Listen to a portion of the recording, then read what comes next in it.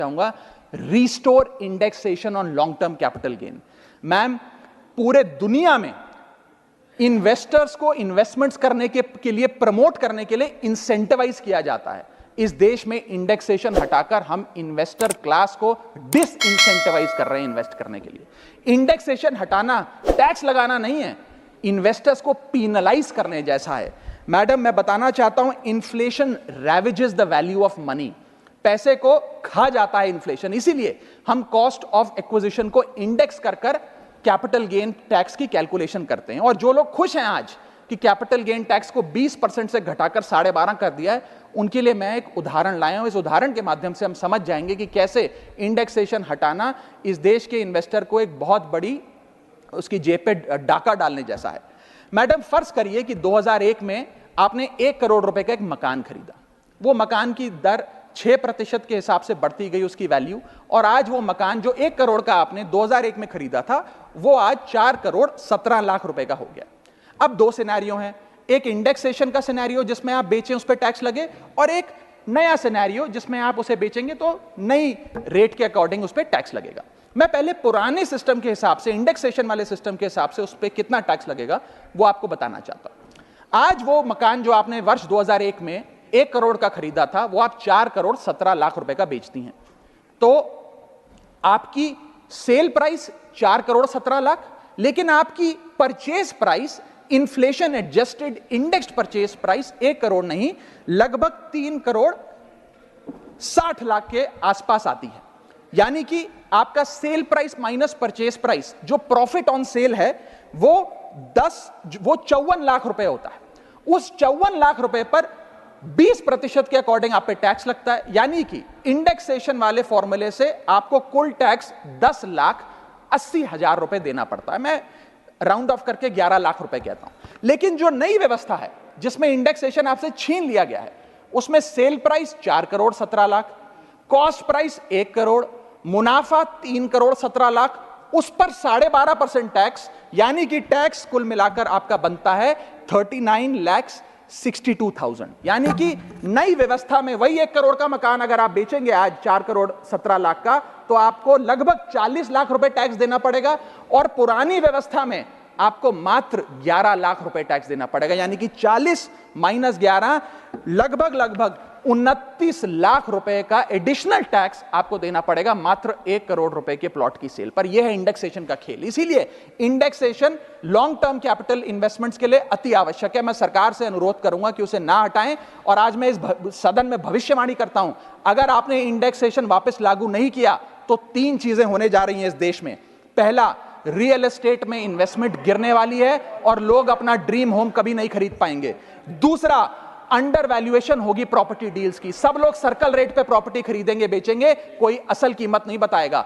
और third thing जो इस देश में होने जा रही है, रियल एस्टेट सेक्टर में भारी तादाद में ब्लैक मनी आने जा रहा है अगर आपने ये इंडेक्सेशन का फैसला वापस नहीं लिया। मेरा 5वां सुझाव सरकार को, फाइनेंशियल सेविंग्स को इंसेंटिवाइज करिए। डेट में, इक्विटी में, म्यूचुअल फंड्स में, बैंक डिपॉजिट्स में, फाइनेंशियल इन्वेस्टमेंट्स, और खास करके जो 24 से 36 महीने से अधिक लोग अपनी इन्वेस्टमेंट रखते हैं, उन्हें इंसेंटिवाइज करिए, टैक्स मत करिए, पीनलाइज मत करिए। और मैं कहूंगा आने वाले समय में आपको लॉन्ग टर्म कैपिटल गेन पे टैक्स अबॉलिश करने के लिए भी सोचना चाहिए, ना कि उसे सिर्फ कम करना चाहिए। छठा मेरा सुझाव, review, revise and simplify GST. GST जिसे गहरा संकट टैक्स या गब्बर सिंह टैक्स के नाम से आज देशवासी जानते हैं, रोटी हो, कपड़ा हो, मकान हो, हर चीज पे जीएसटी लगा लगाकर हमने इस देश के इन्फ्लेशन पर भी जीएसटी लगा दिया, सारी चीजें महंगी हो गई। मेरा सुझाव है सरकार से कि इस जीएसटी के पूरे फ्रेमवर्क को कॉम्प्रिहेंसिवली स्टडी कर रिवाइज करिए। एक्सपोर्ट ओरिएंटेड सेक्टर्स में जीएसटी कम करिए ताकि हम ग्लोबली कंपेटिटिव बन सकें। एसएमई सेक्टर जो नौकरियां देता है, छोटे उद्योग हैं, उसमें जीएसटी कम करिए, और एसेंशियल कमोडिटीज, दूध, दही, चावल, रोटी, चावल, आटा, उस पर कम से कम जीएसटी विड्रॉ करिए। मेरा 7वां मेरा सुझाव, give more to states. India is a union of states. States की जेब में थोड़ा पैसा डालिए। कोलिशन पॉलिटिक्स के कंपल्शन हम समझते हैं कि आपको बिहार को, आंध्र प्रदेश को ज्यादा पैसा देना था, लेकिन उन राज्यों ने जिन्होंने आपको भरपूर वोट दिया, गुजरात ने, दिल्ली ने, मध्य प्रदेश ने, उड़ीसा ने, झारखंड ने, छत्तीसगढ़ ने, जिन लोगों ने अपने राज्यों की लगभग सारी सीटें आपकी झोली में डाल दी, उनसे क्या गलती हुई? उन राज्यों को आपने दिया एक एक झुंझुना और बाकी 2 राज्यों को पे सब कुछ लौटा दिया। तो ये डिस्क्रिमिनेटरी फेडरलिज्म नहीं होना चाहिए, कोऑपरेटिव फेडरलिज्म होना चाहिए। ये गुहार में लगाना चाहूंगा। और इस सरकार को एक बुरी आदत है सेस और सरचार्ज लगाकर पैसा वसूलने की। सेस और सरचार्ज वो टैक्स है सरकार का जिसे उन्हें राज्यों के साथ बांटना नहीं पड़ता, वो डिविजिबल पूल में नहीं जाता।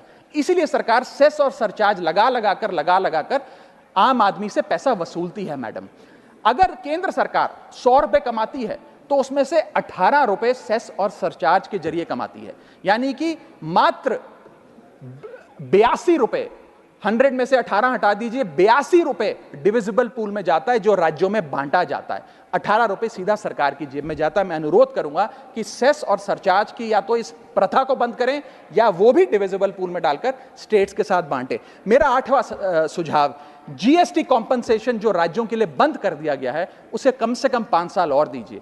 कई ऐसे राज्य हैं, तमिलनाडु है, महाराष्ट्र है, पंजाब है, गुजरात है, जिनकी अर्थव्यवस्था आज जीएसटी कॉम्पनसेशन के पैरों पे खड़ी हुई है, जो आज हमारे बजट का 10 से 15% हिस्सा इनकम का जीएसटी कॉम्पनसेशन से आता है। मैं अनुरोध करना चाहूंगा सरकार से कि कम से कम 5 साल और जीएसटी कॉम्पनसेशन देकर इन राज्य सरकारों की मदद की जाए। और अंत में बस मैं यही अपनी बात बोलकर खत्म करूंगा मैडम, कि इस बजट ने टैक्स बढ़ा बढ़ाकर इस देश के आम आदमी के खून चूसने का काम किया। मैं अनुरोध करूंगा कि डायरेक्ट टैक्स हो या इनडायरेक्ट टैक्स हो, इस पूरी व्यवस्था पे एक बार फिर से गौर फरमाया जाए। जो मैंने शुरुआत में कहा था उसे दोहराऊंगा, हम 10 रुपए अगर कमाते हैं तो उस पे 3-3.5 रुपए इनकम टैक्स लगता है, उस पे 2 से 2.5 रुपए जीएसटी खा जाता है, 1.5 रुपए का कैपिटल गेन टैक्स लगता है, आधे पैसे का सरचार्ज और सेस लगता है, यानी कि 10 रुपए में से 6 से 7 रुपए सरकार की जेब में चले जाते हैं।